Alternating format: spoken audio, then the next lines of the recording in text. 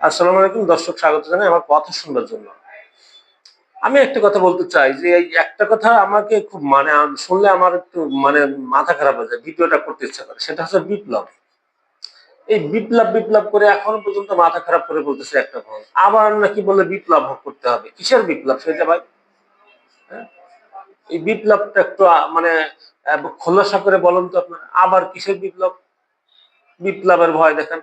আরে ভাই, বিপ্লবটা তো হইতে গেলে জনগণ লাগবে। বিপ্লব কি বিপ্লব? সশস্ত্র বিপ্লব নাকি গণবিপ্লব? গণবিপ্লব হইতে গেলে জনগণ কিন্তু ইলেকশন চাচ্ছে, জনগণ নির্বাচন চায়, জনগণ ভোটাধিকার তার ভোট প্রয়োগ করতে চায়। সে যে 18 বছর ভোট দিতে পারে না।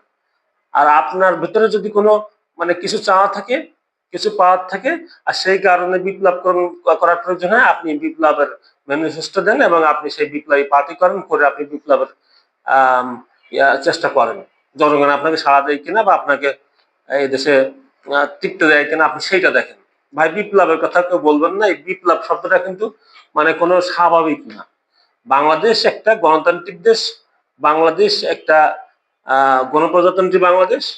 এইখানে আর কোনো বিপ্লব টিপ্লব কখনো হবে না। গণ অভ্যুত্থান বারবার হতে পারে, আবারও হতে পারে। কোনো সরকার যদি স্বৈরাচার হয়ে ওঠে, ফ্যাসিস্ট হয়ে ওঠে, আবার গণ অভ্যুত্থান হবে, নট বিপ্লব। বিপ্লবটা এইটা কোনো বাংলাদেশের জনগণের প্রয়োজন নাই। এটা ভালো করে বুঝতে হবে। বিপ্লব মানে আপনি আবার আমার দেশটাকে টোটালি ভেঙে চড়ে অন্য কিছু করে ফেলতে চান। এই দেশটা সেটার জন্য স্বাধীন হয় নাই। বাংলাদেশ, এই বাংলাদেশের অস্তিত্ব টিকে টিকে থাকার জন্য যে দেশের জনগণ সবসময় ঐক্যবদ্ধ থাকবে। আপনি এখন এই বাংলাদেশে কিসের বিপ্লব করতে চান? এই বিপ্লব টিপ্লব এদেশে কখনোই হবে না। হ্যাঁ, ওই বিপ্লবের ভয় দেখেন, দেশের জনগণ ওইসব বিপ্লবে কেউ সাড়া দেবে না। তো ধন্যবাদ। আল্লাহ হাফেজ।